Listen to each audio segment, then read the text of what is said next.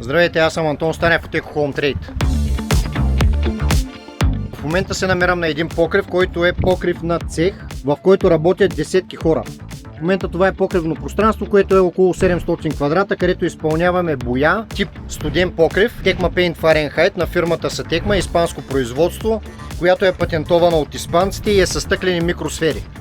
Това, което прави боята, е да направи покривното пространство хидро и термоизолационно, като рефлектира слънчевите лъчи, отразява слънчевата енергия и така спестяваме от климатизация на подпокривното пространство и съответно се намаля греенето на самия покрив.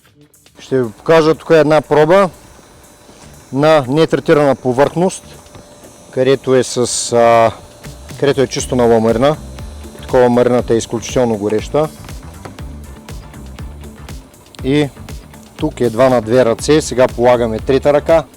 Вече се усеща с поне 30% по-хладно самата третирана повърхност, която е с боята, не нагрява толкова силно. Освен това, боята е хидроизолационна и не пропуска вода през себе си, така че спряхме и активните течове, които влизат по снатките и на компрометираните места на самата ламарина.